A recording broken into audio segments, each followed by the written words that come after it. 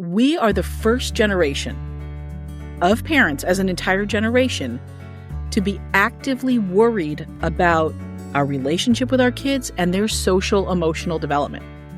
Now, I'm not saying that previous parents didn't care. Of course they did. But they weren't reading parenting books like we are. They weren't worried about, for better or for worse, and in many cases for worse, they weren't worried about what is my connection with my kids? How is their emotional health? You were whatever kind of parent was in your neighborhood that your parents raised you to be. Yes. Right? Yep. And now we parents are literally looking at the entire planet, thanks to social media. How are the French raising their kids? How are, Chinese parents raising their kids? How are religious parents raising their kids? And instead of just saying, what's happening in my community? And there is, that's not always a good thing, but there is value in being able to say, hey, I grew up the same way everybody in my town grew up. As opposed to, we parents feel like we're now getting advice and judgment and criticism from the entire world. So today on the show, we are going to talk about how to stop losing our cool with our kids, how to stop losing our mind. Said another way, if you've got little ones in the car, how to stop losing our SHIT with our kids. And I do want to say, if you have littles around, we're going to be saying that word quite a bit because I have the author of this book on the show today. The title is called How to Stop Losing Your SHIT with Your Kids. Welcome to the Paula Ferris Show, everybody. I'm your host, Paula. We're having this conversation because I lose my cool. I lose my mind with my kids on a daily basis. I feel like that's the only way that I can really get their attention. In fact, when this book arrived on our kitchen counter, my daughter looked at it and then she looked at me and she said, Mom, you need to read that book. I do. And I have to say it has been incredibly insightful, helpful, and hilarious. So let's talk about Dr. Carla Naumburg, the author of this brilliant masterpiece. She's hilarious. She has a PhD in clinical social work. She's written 5 books. And I have to say, a lot of parenting advice and a lot of parenting books are simply not helpful. But this book and Carla, very helpful. If you want to get your hands on a copy of Carla's book, make sure you're signed up for my personal newsletter at paulaferrisofficial.com. I'm going to be giving away several copies within the next couple of weeks. Again, paulaferrisofficial.com. So as we jump into this conversation, I want to give you a little bit of context and a little bit of framing. I read an article not too long ago from the New York Times that said we are not the spanking generation. We are the screaming generation. We are the generation that yells at our kids. So Carla and we're going to unpack that a bit, why we are the screaming generation. Also, Carla shares that we are the first generation of parents to actually care about our kids' emotional well-being. Is that a good thing? Is that a bad thing? But really, how that's adding an additional layer of stress to our parenting. Here's where this conversation is going to be really helpful for you.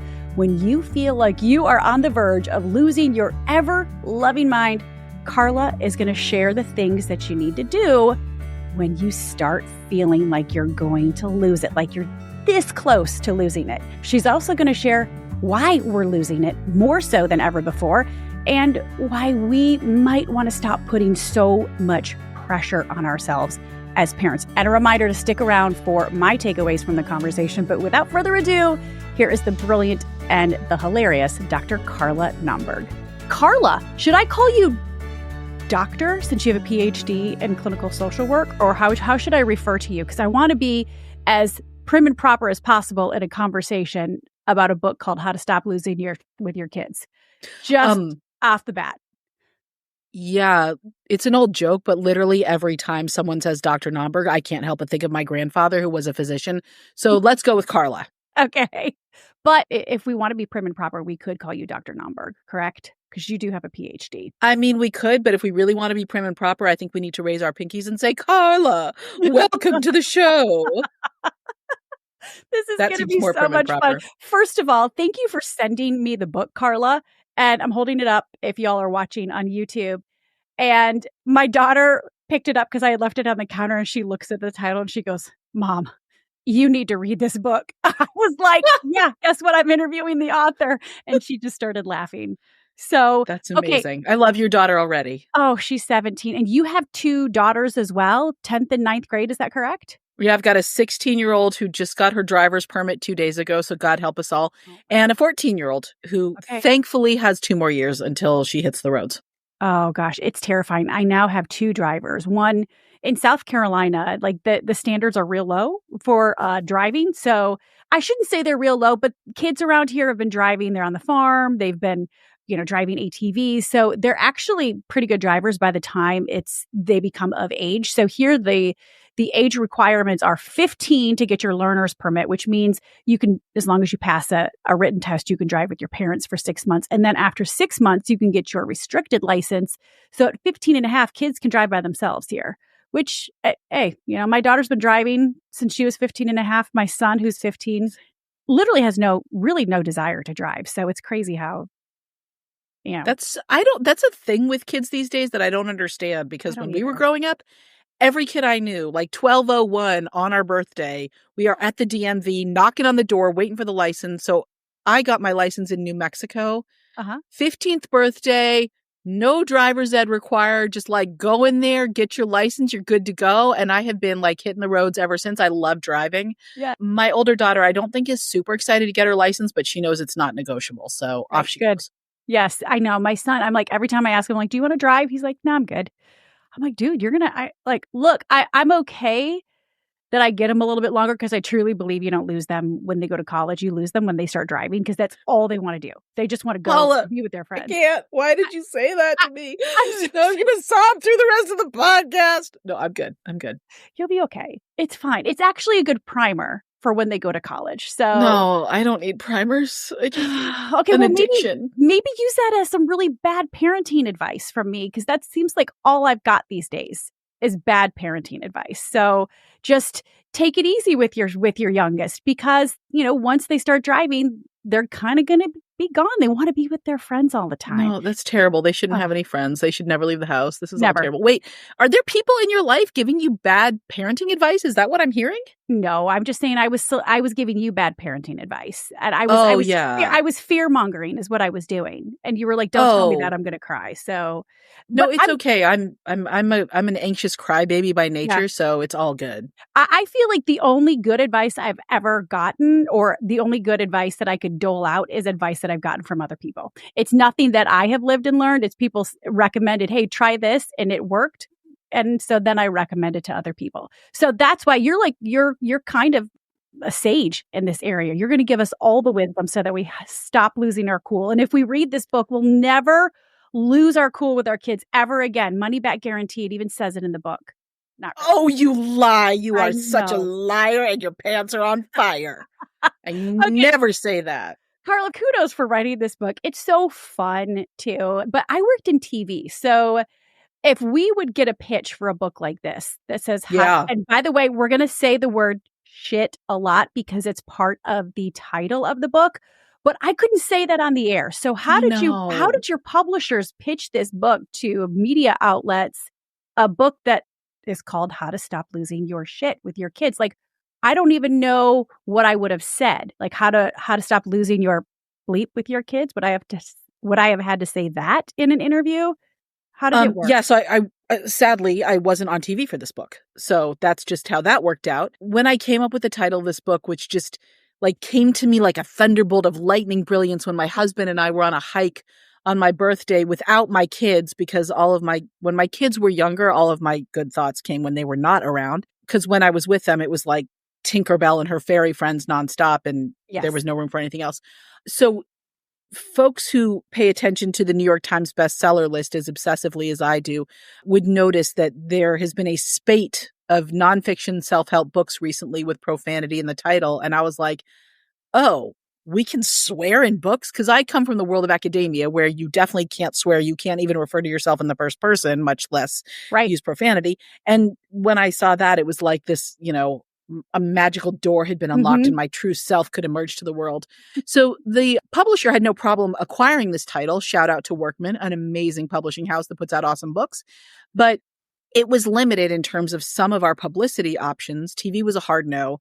I did do a radio tour where they really couldn't use the word. So sometimes we self-beeped how to stop losing your beep with your kids.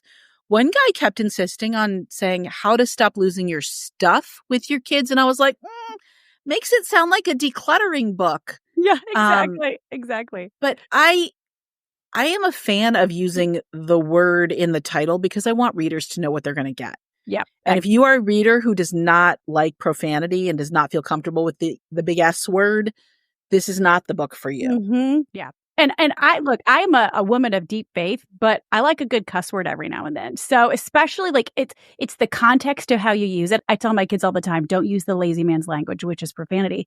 But like there's a time and place for it.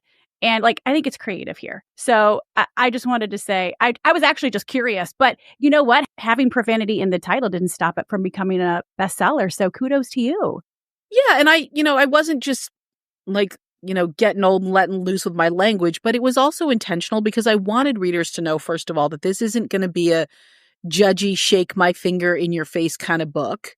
Right. That I wanted it to feel like, hey, we're two people sitting down over a cup of coffee to talk about how dang hard parenting is. Yes. And maybe laugh a little bit along the way because like this is an unpleasant topic to talk about. Nobody wants to talk about their worst moments in parenting. Mm-hmm. And so if I could make the content a little more funny and accessible, that's a win for all of us. You're not going to just tell us to take deep breaths and count to 10 and then everything's going to be okay. Like you're going to give us real, practical, research-backed tips, correct? Not namaste, not just namaste. Please. No? Look, there's nothing wrong with any of that advice, but I call it the coulda, woulda advice. Like if I could have done that, I would have done that. And I remember, when my daughters were maybe 2 and 3, 2 and 4, they're 20 months apart. They were little. I had just finished my doctorate in clinical social work. So I literally had a PhD in like confusing thoughts and overwhelming feelings. And I literally sat down at Google and typed, how do I stop screaming at my kids into the Google search bar? Because I was at such a loss. And what I got was a bunch of coulda, woulda advice, which is great advice if you can suddenly do it. Like if you can just suddenly decide to go from screaming to counting to 10, that's amazing. Good for you. Don't buy this book. Buy yourself a great romance novel and off you go. Right. But I couldn't do it. And so I literally spent years sort of both professionally and personally trying to understand why I went from someone who literally never yelled to a person who yelled almost every day and how to stop that dynamic, because that was not the kind of mom I wanted to be. Right. And it was not the kind of relationship I wanted with my daughters. Yes. I lose my cool probably on the daily. And I think you wrote about it in your book that the New York Times published an article about our generation. And they say that our generation isn't the spanking generation. We're the screamers. We are the generation that yells. Yeah. Why is that? To be clear, I want to acknowledge that as you and I are recording this, we both have teenagers, right? So we are not parents with littles. We're not having our babies right now. So I don't know what this next generation is going to be. Maybe it's going to be like the terrifying whisper. Oh, okay. Because I feel like with all this gentle parenting, which I'm not really in that world because my kids are older. Yes. But I worry about, I think a scary whisper can be scarier than a yell. But I think that I actually just got a little nervous right now when you had the little scary whisper. Did you get nervous?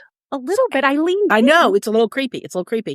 But I think we are a generation of yellers for a few reasons. One is I think we're all pretty bought into the idea that hitting your kids is just bad. There's just no situation where it's a good idea. And so I want to say to your listeners, if there are any of you out there who have ever crossed that line, there, but for the grace of God, go I. And it probably means you just don't have the information, support, and resources you need. So please don't beat yourself up too badly. Do what you can to get some help so it doesn't happen again. Yeah. But hang in there. Having said that, so I think like we are a generation that believes you shouldn't use physical punishment with kids. We are also a generation that is extraordinarily stressed out. And I know parenting has been stressful for every single generation, but I think in ours, there isn't in many families a stay-at-home parent. In more and more women, and this is going to be sort of a gendered heteronormative comment, but more and more women are working into, in these families where it used to be that moms would stay home. And it is not easy being a stay-at-home mom. I don't want to pretend like that's an easy thing. It's really, really hard. I myself could not do it. I always worked part-time. But there is a different level of stress when you're at work all day doing your job and then you have to come home and run through, homework, bath time, chore, whatever, like all the things. And then you spend all of your weekends doing all the stuff you couldn't get done during the week. And I think social media adds a layer of stress and anxiety and fear and tension to parenting that literally didn't exist before. So then it Yeah. manifests itself Oh, as yeah. the screaming generation. We just yell. And I feel like it's the only way. I know that you just had that gentle whisper, and I did catch my attention, by the way, and I was a little terrified. Terrifying. Oof. But I feel like it's the only way that my kids will pay attention is if I yell at them. It's like I've asked them, like yesterday, I asked them several times to do something. And finally, I lost my cool.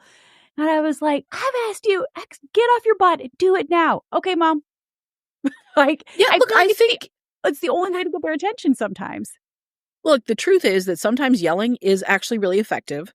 Sometimes it feels really good to just release that tension out of our bodies. Right. It's not always a bad thing, and it's not necessarily traumatizing at all. I am sure that if you asked your kids 27 times to put on their shoes, that's what it is in my family. It's always the freaking shoes.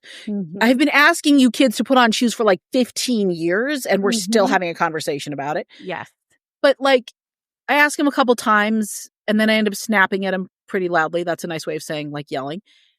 This is not something they're going to be talking to the therapist about in 10 years. They'll be fine.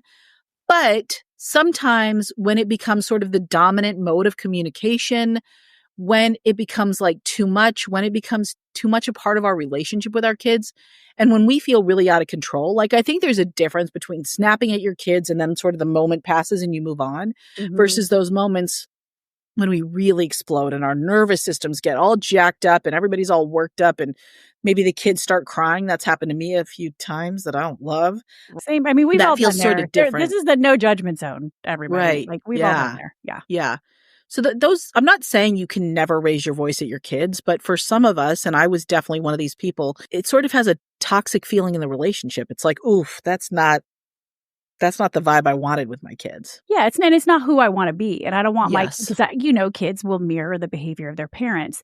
Okay, so annoying. That's a very annoying feature about kids, by the way. Right, isn't it? It's the things that we want them to hear, they don't. And the things that we don't want them to pick up on, they do. Rude. What is up with that? So rude. Okay, so before we jump into where do we start, right? Yeah. I want to ask you, there's a lot of books about this particular topic, lots of advice out there for parents on how we can stop losing our cool. Why doesn't it work?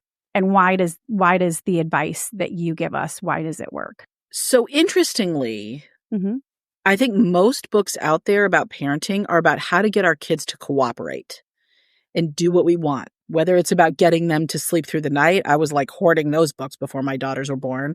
And little did I know that was not going to be my problem. My problems were with potty training and feeding them. I don't know, feeding them. I don't know. There was something else. But anyways, you never know what you're going to get until you get it. Sure. So it's about getting your kids to sleep through the night, getting your kids to behave, raising kids who aren't spoiled, getting them to cooperate, how to get them to do their homework without a fight, whatever it is, how to potty train them. And there are also definitely books out there about how to have a good relationship with your kids, which is, I think, fundamental. That's core.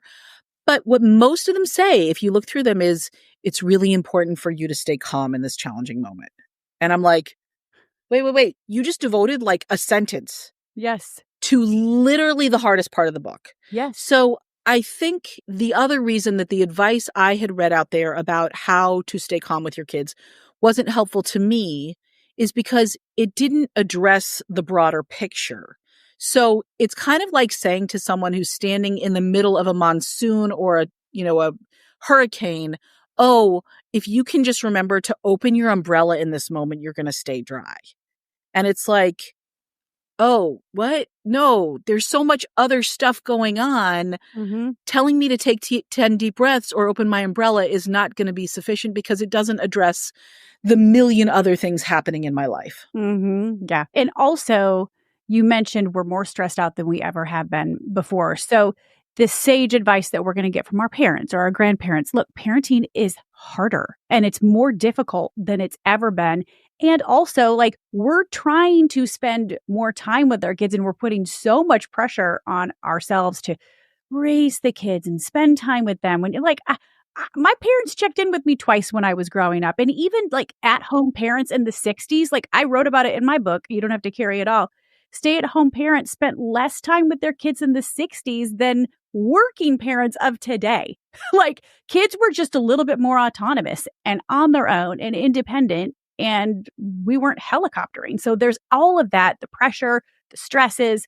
And I just think we're putting too much pressure on ourselves. And parenting is just a lot harder today with the technology dynamic too. So it is. And Paula, do you remember what stay-at-home parents, stay-at-home moms were called in the 60s? They weren't called stay-at-home moms. That phrase didn't exist. No. We were housewives. Right. My mom didn't go to college and she had some like side jobs, but she was at home with us all the time. And that's what I grew up with. My dad worked. My mom was home, 4 kids. We didn't have a ton, but I never remember my mom like getting on the floor and playing with me or saying, let's play a board game. She was like, peace out. See ya. Go have fun with your friends.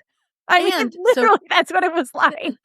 That's because her job, right? Her job, her title was housewife. Her job was to take care of the house. Right. Make sure there was a meal. Make sure she had whatever your father expected, And this isn't a critique of your mom, or it's just the way that generation was. 100%. And I would argue, I shy away from calling this generation of parents helicopter parents because our kids aren't as free range as they used to be, because it used to be that there were multiple moms home in a neighborhood. Mm-hmm. So if the kids were running around after school, riding their bikes, going to the basketball court, whatever it was, there were moms around. There were adults who were available. Now, so many moms have to work, right? Absolutely. So it's not that we don't want to be free range parents. It's that there's literally nobody home. So we have to find a place to send the kids where we think they're going to be safe, because if they're running around the neighborhood and something happens, everybody's at work. The impact of not having a parent whose main job is parenting has a lot of after effects that I think we don't often acknowledge. And, we are the first generation of parents to really actively worry, be concerned about our relationship with our kids and their social emotional development. And I'm not saying wait. Say that again. Please say that again. I think that needs to sink in. And you can say it in your low, quiet voice if you need to, just so that we all hear it again. That was whisper important. It.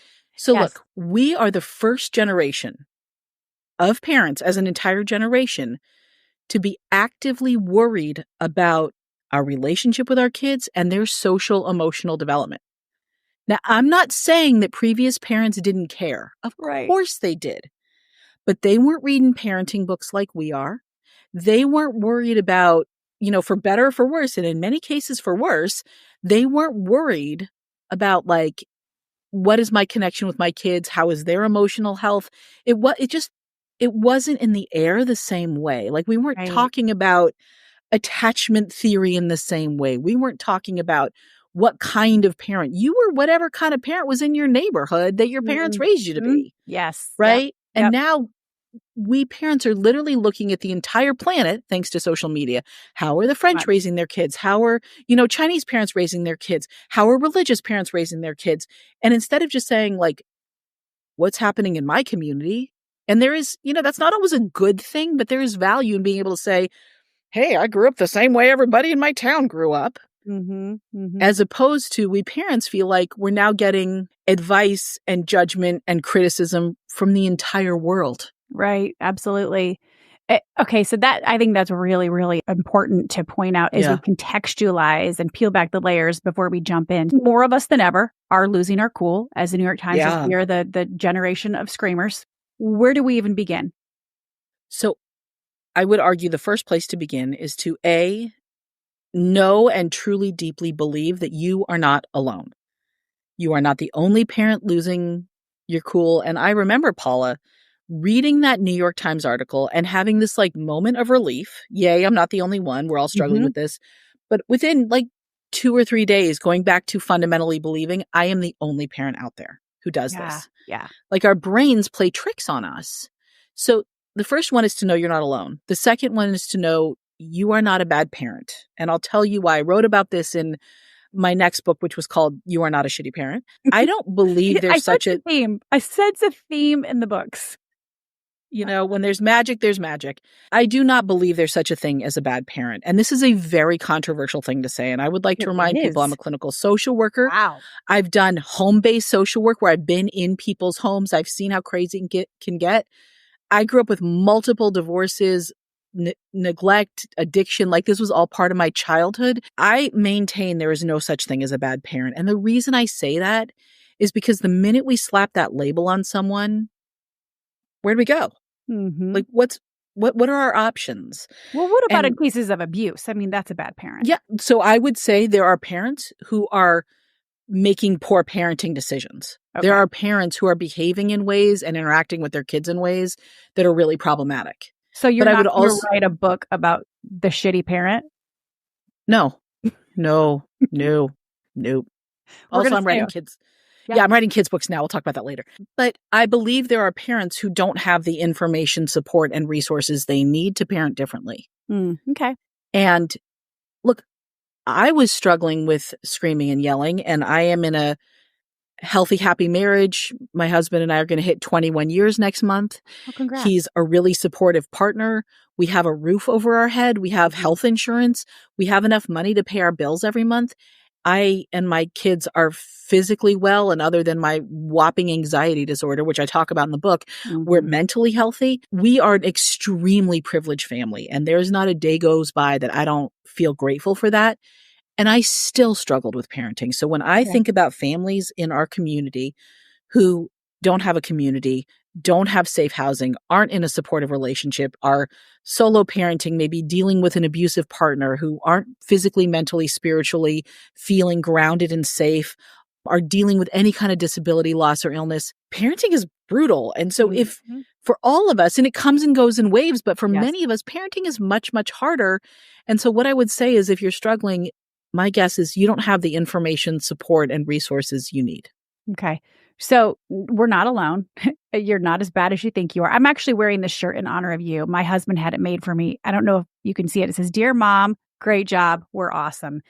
And it's a picture of all. I mean, it's not really what my kids look like, but then it says Paula and Caroline and JJ and Landon. And then it says, "Thank you." So my husband got this for me for Mother's Day. Just, hey, we love regardless of what happens, like, we're still doing a good job. Our kids, for the most part, are going to be okay, So, okay. So no, we're not alone. Our kids are going to be fine. Like, but practically and tactically, where do we go from there in order to stop losing our minds?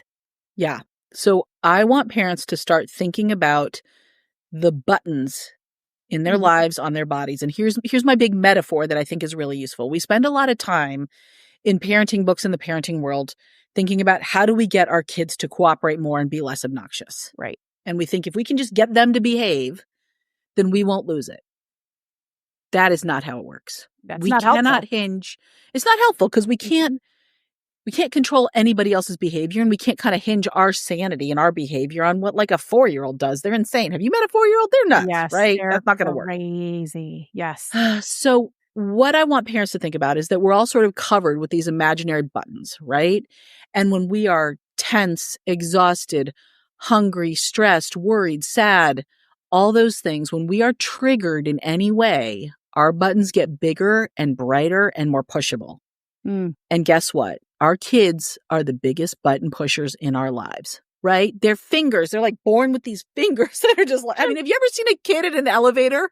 They push every single button. Everything. Like, my daughters are about to start driving and they still make a beeline for the elevator like, "Ugh." And not only are kids designed to push buttons, that doesn't mean they're psychopaths. It's just how kids are wired. They know our buttons so well, whether they realize it or not. I think better than we know them, 100%. Yes. They are like, it's like their pudgy, sticky little finger is the key that unlocks our psycho buttons, right? Yep. So if losing your shit is a problem for you, then your job, my job, our job is to take steps to make our buttons smaller, dimmer, more resilient to pushing, so that when our kids come around with their fingers sticking out ready to push, there's nothing there for them. That is something that we have to do on our own. I know when I'm hungry or when I'm tight on time, or when I'm busy doing, like, I'm in the moment, and my kids see me on my phone and they're like, "Oh, she's probably playing a game." And I'm like, "No, I'm like responding to a bunch of emails or what have you." They just push and push and push and push. So if we know what our buttons are, or maybe we can just ask our kids, "Hey, what are my buttons?" What do we, Yeah. how do we take those steps to make the buttons smaller, So or to make our there's kids' fingers less fat? no, we're not here to change the kid, right? We got to focus on ourselves. That's We can right. only, That's right. how many Okay. times have you said to your kids, you can only control your own behavior, I say right? it all the time. Yeah. Same. And you know what's stupid? So annoying. The same is true for us. I know. God. Very irritating. So in the back of my book, I have it's literally called a ridiculously long list of potential triggers. So I encourage parents to read through this. Clutter can be a trigger for some people. Getting unexpected bad news, visiting or spending time with challenging family members, birthdays, holidays can be triggers, right? Being tired or whatever. There's a really long list. I won't go through it. So starting to identify the triggers in our life, and those are the things that make the buttons bigger and brighter. Okay. And then I also give parents strategies for noticing when you are triggered. Because many of us walk around through life, for those of you who can't see the video, my shoulders are up by my ears right now. And it looks ridiculous when I do this, but I used to walk around like that and not even notice it. And when I started Wow. to notice that my shoulders going up is a red flag that I'm triggered, and I could drop my shoulders and just sort of instantly feel better. Mhm. So we can start to notice when we're triggered, and then we can do specific things. So I offer what I call burps. This is my, again, highly mature, fancy pants I love you. acronym. My kind of girl. I love it. So burps are button reduction practices. So these are the things we need to do on a regular basis to keep our buttons. Okay, so BRP, button reducing practices. Yeah, but BU really, because you got to spell it burp. BU is the first two letters of button Okay. reduction Okay. practices. Oh, okay. There you go. So the first one is sleep. I don't care who you are, you need sleep. If we are exhausted, we are lit up like a Christmas tree, right? I'm going through these kind of quick, but obviously there's a lot more detail in the book. No, let's do The it. next I one, love it. yeah. The next one I refer to as single tasking. So our bodies and brains were not meant to multitask. And yet, you and I especially grew up in a generation, how many job descriptions have we read that said ability to multitask required? Right. And I feel like women in general, that's kind of like part of our own internal and external narrative. Oh, women were born to multitask. 100%. And look, there are times when I listen to an audiobook while I'm folding laundry, or I go for a walk and talk to a friend on the phone. There are times when it's fine. But if we are stressed out, if one of the things we're doing is really important and we don't want to get it wrong, I'm not, Paula, I respect your podcast so much, I'm not crocheting while I'm on it, right? That would be terrible multitasking if I was sitting here crocheting. I would be borderline impressed and offended at the same time. Right. So, I know. yeah. So there are times when it's not a good idea to multitask. And one of those times is when our children are around. It doesn't work. Like you were saying, you'll be on your phone trying to answer emails or whatever it is, and your kids come along. It doesn't work. And so when the kids are little, either you're spending time with your kid or you're ignoring them. And both of them are acceptable options. And if you need to put your kid in front of Bluey, and Bluey is the best TV show in the history of TV shows, just so you know. If you need to put your kid in front of Bluey so that you can get work done, that's a great choice. Yep, That's a much better choice than trying to pay attention to them while you also have to answer these emails for work. So for instance, this happens a lot where I'm just trying to respond to a quick email. In that moment, what would you suggest I do? Go into a different room and just say, I have to focus on this. So go do your thing. And in 10 minutes, I'll be back. 100%. Okay. And it's okay to ignore them. It's okay to ignore them. And guess what? I don't know about you, but when I was a kid, I spent a huge amount of time waiting, just sitting around and waiting for my parents to pick me up. They would leave me. Remember, we used to leave our kids in the car all the time. Not now, but when we were kids, I got left in the car all the time. Yep. When my dad would go run his errands, whatever. Kids can wait. Yeah. It's fine. It's a life skill they should learn. Mm-hmm. And so, and awesome secret here, when you tell your kids to wait and teach them how to wait, half the time they end up figuring it out on their own anyway. That's right. That's good. Okay. So yes, it's okay to say to your kid, hang on, buddy. I got to do this one thing and then I can pay attention to you. I like that. And it kind of like divides it into two categories. You're either with them and present and not multitasking, or you're ignoring them. And that's okay to ignore them. They need to realize that I always say, look, the world doesn't revolve around you guys. Okay. It doesn't, like, there are other things going on. Give mommy some space and time. And I'm not usually that kind about it.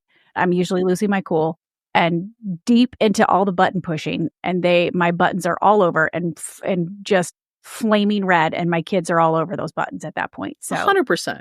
Okay. And look, I'm not saying hostile ignoring where you're like, I'm not looking at you. I'm not looking at you. Like we're not being like mean to them. We're just in that moment. I am not available to you. And this is much harder to do when your kids are quite little. Yeah. And so that's why I always say that screen time is for parents. It's not for kids. Don't give your kids screen time when you have the energy and motivation and headspace to hang out with them. Okay. Save the screen time for when you're like, oh my God, if this kid even looks at me, I'm going to lose it. That's when you need your screen time, right? Sometimes you just, the way you say things it just disarms me and makes me laugh. I can't help it, and I'm not trying to look, my buttons could get so big and bright that literally my kid walks in the room and I'm like, nope, just no. Just a bad time. Bad. Can't without this moment. There. Okay, so sleep, single tasking, support. I cannot emphasize this enough. If you are an anxious person, like I am, if you're not an anxious person, I don't understand, and that's awesome, but I don't get it. But if you are an anxious person, just having another adult in the room with you, assuming it's an adult you like and not a horrible person, just makes the whole situation feel safer. It just brings the tension down a notch, brings your buttons down. But I figured this out pretty quickly when my kids were little, and I was like constantly setting up play dates and going to play groups and stuff because parenting just felt easier. Yep. When there was another person around. So if you can hire a high schooler or a middle schooler to be like a mommy's helper, or if you can set up those play dates or whatever it takes to have that other person around, but just know that if you are parenting alone, it's going to feel harder because we weren't designed to be alone with kids. Can you say that again? I think it's really important too, because I think we've gotten to the point in our society where we want this mommy martyr badge, where I'm doing it all on my own. I want to be the only one speaking into my kid, but we've lost that sense of doing things as a community. And when we say it takes a village, actually relying on a village, putting ourselves out there, and that takes sacrifice and it takes some discomfort and inconvenience, but we weren't made to do this on our own. And what you said was just now really, really important, which is that it's not always easy to reach out to our community, to our support network, right? Right. It's hard. For those of us who feel like, we're devoting our lives to parenting, and if we really love our kids, if we're really good parents, we should just be there and be with them and be okay all the time. And to say, to set up the schedule, to make the time, to say to other people, I need help, can feel hard, but once you get in the habit, it's totally worth it. It's just, it makes everything easier. So single tasking, sleep, support, and then this last one I've sort of alluded to, which is self-compassion. Really this idea that we're giving ourselves a break, that when things go wrong, when we do lose it, when we aren't parenting the way we want to, instead of beating ourselves up, we remember that parenting is hard for everyone and that we don't have to be a perfect parent to be a good parent, and just giving ourselves grace. Right. Right. That is probably the most powerful thing we can do, because if you scream at your kids, it's because you're triggered, your buttons are lit up, right? And then if you start going into, I'm a terrible parent, nobody else parents as badly as I do, my kids are going to be screwed up for life, everybody else can do this and I can't, all you're doing is triggering yourself again and making it more likely you're going to lose it again. Yeah. But when you can take a few deep breaths, which is a practice, right? That's a hard thing to do at first. You really have to practice it. And practice saying to yourself, it's okay. This parenting thing is really hard. What do I need? What do my kids need? And sometimes the answer is, I need to put away work, stop answering my phone, stop checking social media, and be with my kids. Absolutely. Sometimes that's the answer. And sometimes the answer is, I need to put them in front of the TV so I can go sit on the front porch and breathe fresh air. Yes. And sometimes the answer is, I need to call in supports, whether it's a family member or a neighbor or friend, and just be like, I cannot be alone with these kids tonight. These are all things I've done. right? Yes. But when we say to ourselves, what do I need in this moment? And then we actually listen, that is a profound act of self-compassion that will bring down your buttons a lot. One thing, and this is some solid parenting advice, probably some of the best parenting advice that I've gotten from other people, is to, when you give yourself grace, call it out and make sure that you are apologizing to your kids. Because I this is something that I try to do. I'm like, hey, if you guys could give me a little bit of grace, I'm sorry. I overreacted there. Will you forgive me? And not making it a bigger issue than it actually is. But what I want to do is I want my kids to know they're not perfect. I'm not perfect. But when we do something or we hurt someone, we say, I'm sorry, will you give me some grace? And so my kids they're very quick to forgive, because that's some advice that I have really latched on to. I say sorry. And I ask them to forgive me. And I say, will you give me some grace? Mommy messed up. I'm going to try to do better. And they're very quick to forgive. And I want them to be quick to say, I'm sorry as well. Yeah. I love this advice. And I do talk about apologizing in the book, and I didn't realize what a big deal that was until I was giving a parenting talk. This was, before COVID, and like a 45-minute talk, I, in passing, blew right past it, this idea I mentioned that I apologize to my kids. So we talk about a million things over the course of this talk. Right. And at the end of it, one parent raises their hand and he was like, you apologize to your kids? And I was like, I did. Whoa, okay, let's talk about that. Yeah. And the more we talk about it, the more I realize this is a thing that many people don't do. My parents didn't really practice this. But again, it was a different generation, a different time. My parents didn't apologize to me either. Yeah. So here's what I say to people is, one, we never have to apologize for our feelings. No feeling is ever wrong. Some feelings feel terrible. Right? They're awful. We don't want to feel that way, but they're giving us important information about what's going on. So you never have to apologize for how you feel. What we do apologize for, like you said, is our behavior. So you said in your example, I overreacted. I might say, I'm sorry, I yelled at you, whatever it may be. So we can apologize for specific behaviors. And then we make a plan for going forward. So how are we going to get, and so my apologies might be like, I'm really sorry I snapped at you. I didn't mean to do that. I just want to acknowledge that I'm really tired and I had a hard day. So I'm not really at my best self tonight. And I used to say this to the girls even when they were little. And I'd say, can we come up with a plan for the rest of the night so that it'll feel easier? Like, do we need to order a pizza instead of me making dinner? Do we need to plan to watch Bluey together so we can all sit on the couch and snuggle and laugh? And we still do this, right? This isn't just when they were little.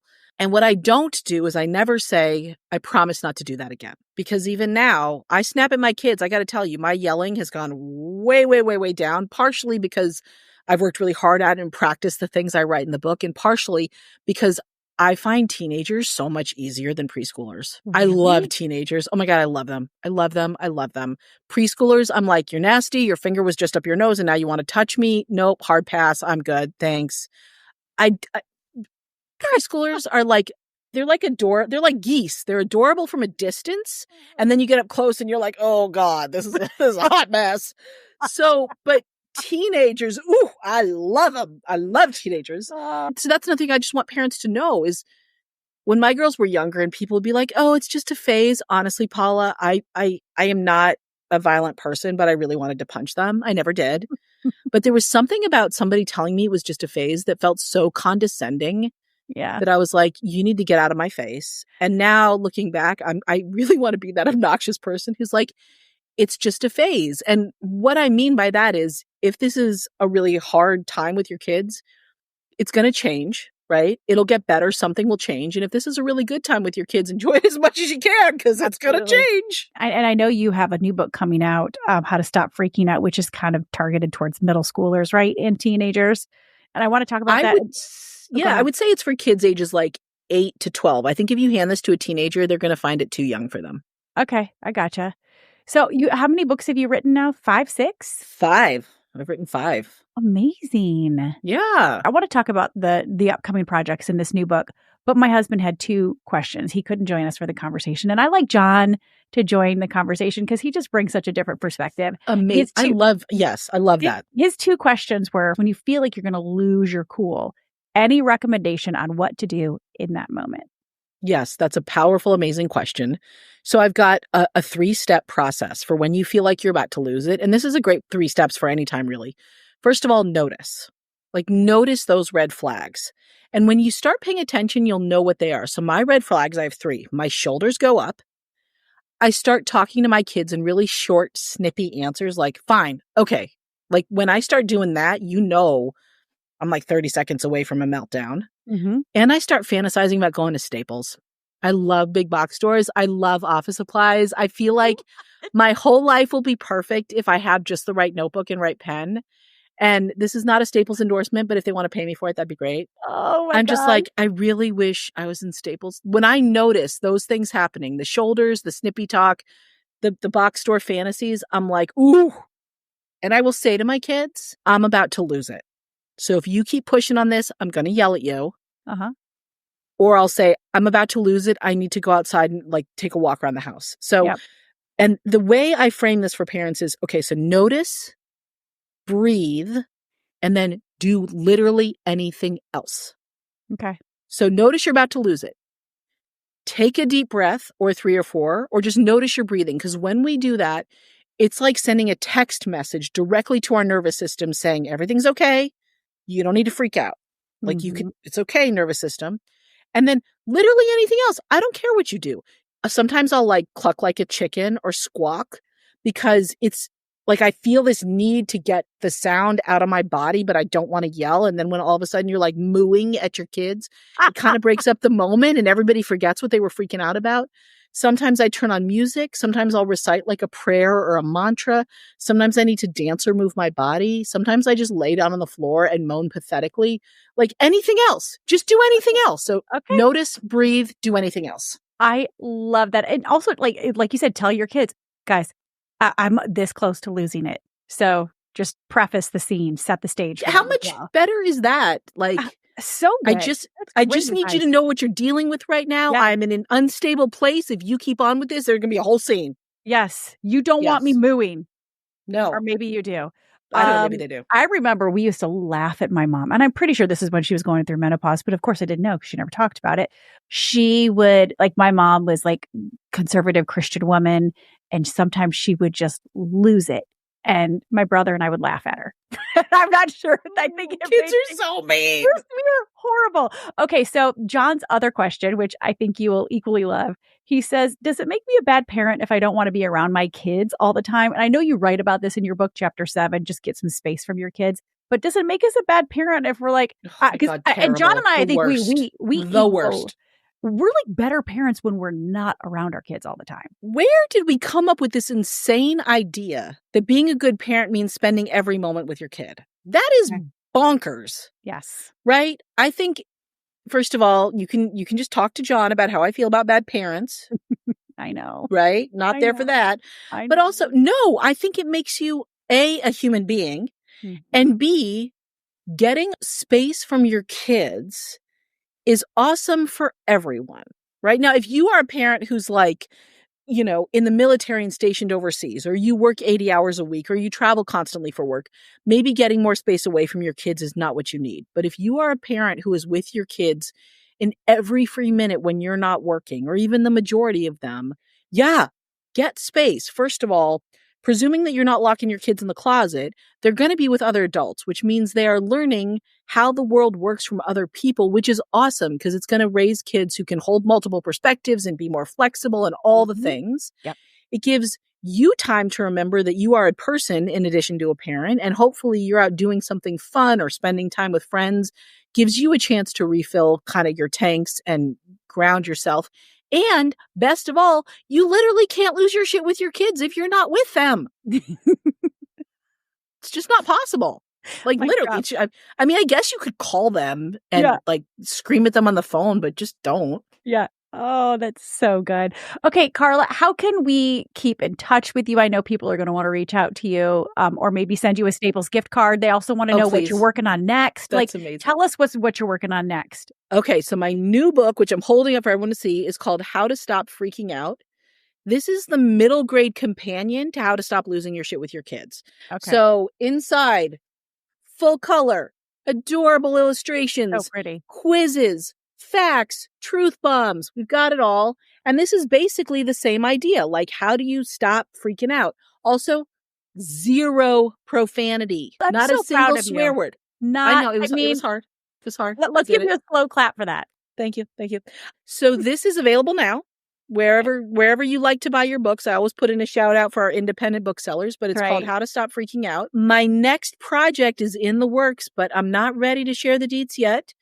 I will tell you, it will also be a middle grade book. So which might like the target audience for How to Stop Freaking Out is about ages like 8 to 12, 8 to 13. Okay.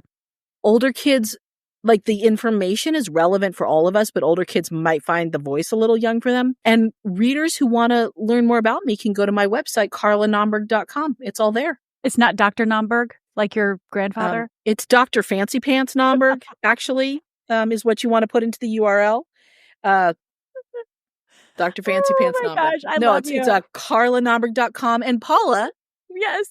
Where can everybody find out more about your awesomeness? Let's just plug you on your own podcast. Let's do it. No, nobody needs to know. I'm already out there. They find out enough about me. They can go to my website. They can, go to my Instagram, all of it. So I'm here to shine a light on all the work you're doing. I can't believe this is literally the first time that you and I have had a solo conversation. So fun. And we're like, I love you already. You're fun. You're so fun. You're my kind of girl. Or does that sound very like 50s? You're my kind of gal. You're my kind of gal. You little lady. You're my kind of gal. Down, little lady. Because you keep it real and you're spicy oh my gosh, and you're funny. And you're like literally that's the type of people I gravitate towards. People that are like, you know what? It's not going to be the end of the world. Let's not take everything so freaking seriously. Oh my gosh, we can't. We can't take it seriously. You know, you want to know the parenting advice that I will leave parents with? It used to be about self-compassion. And I totally still believe that, having self-compassion for ourselves. But my family and I started this thing during COVID that now is my favorite time of the day.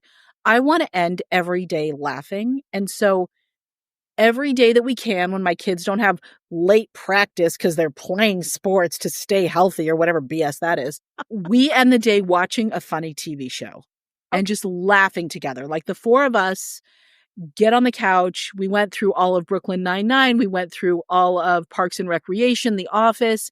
So we'll watch like a half an hour show and then we'll watch an episode or two of Bluey. And this is with my teenagers because I'm like, no matter what happened today, no matter what's going on, I want to end every day laughing with my family. Oh, that's beautiful. That's good. And still Bluey, even though they are in 9th and 10th grade. Oh, we didn't even start Bluey until like COVID. So they were in middle school or something. I don't know. No, after COVID. And we all still love Bluey. We'll watch it any chance we get. It's amazing. I love it. Oh, you're such a good mom. Thank you. This has been super helpful for me. I know people are going to get so much from this. And I hope people gobble up your books, all of them, and support everything you're doing. And I really do think we might be able to get a Staples endorsement out of this, or at least like a $25 gift card. Or at least a t-shirt. A t-shirt. Staples is my happy place. Couldn't you see that? Just saying. And Paula, thank you for everything you do for parents. Really, it's awesome. Thank you. Hey, you know what? It takes a village. Takes a village. It does take a village. Okay. But Carla is exactly the type of guest I love having on the show because she's authentic and she keeps it real. She's relatable and she's hilarious. I think I'm going to have her back down the road. And I hope you took notes. I know I did. My takeaways are coming up in just a moment. And I have a lot of takeaways. I've actually listened to this conversation several times already and taken copious notes. I encourage you, listen to it a couple of times and share it with your friends. I think it's just such helpful advice. A lot of parenting advice is not helpful. This parenting advice I have found to be incredibly helpful. And if you want to get your hands on a copy of Carla's book, How to Stop Losing Your Mind with Your Kids, make sure you're signed up for my personal newsletter at paulaferrisofficial.com. I'm going to be giving away a couple copies in the next couple of weeks. All right, settle in. It's time for my takeaways. And I have quite a few because this was honestly so helpful to me. First and foremost, I want you to know you're not alone. We're having this conversation because we all lose our ever-loving minds with our kids. We all lose our cool. So first and foremost, you're not alone and you're not a bad parent because you lose your mind. Number two, you need support. We can't do it alone. Carla brought up a really fascinating point. And it's this: we don't have family members living with us anymore, and we aren't living near family. So we're not really doing life with our family. We try to do it on our own. We tend to live in isolation. We try to carry it all. That's not good for us. But she says, you need support. You're a better parent when you have support. And your kids actually need other adults in their life, speaking life into them. Now, caveat, respectful adults that you want influencing your kids. But she says we don't have to spend every waking moment with our kids. That's not good for our kids. It's not good for us. This is something I found to be really helpful because when I spend time with my kids, I find I'm really distracted. I'm not just spending time with them. She said, when you're spending time with your kids, spend time with them. And when you're not, that's when you want to give them screen time. Don't watch a show with them while you're working. I am so guilty of that, especially with my teenagers. We like to watch shows and connect over shows, but I'll often bring my laptop to the couch. No bueno, says Carla. Don't watch a show with them while you're working. Give your kids screen time when you don't have the energy and the headspace to hang out with them, especially if you have littles. Save the screen time for when you feel like you're just on the verge of losing it and you're going to have a breakdown. But she says, when you're with them, be with them. So I've tried to do a much better job of this. When I'm with my kids, I'm present. And when I'm not, and that's okay, I don't need to be with them every single moment, I'm not with them. I'm not trying to multitask and work while I'm with them. And this is really important. We have to figure out what our buttons are. Is it when you're tense, when you're sad, when you're hungry, when you're exhausted?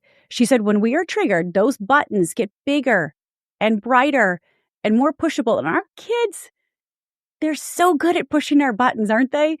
Oh, they're so good at it. So identify your buttons. For me, it's when I'm stressed out and when I'm hangry, when I'm tired and hungry at the same time. Oh, my buttons are just flaming red. They are just out there, and my kids know exactly how to push my buttons when those buttons are triggered. And once we've identified our buttons, then we want to practice what she says are burps, button reduction practices. These practices are, number 1, sleep. Number 2, single tasking.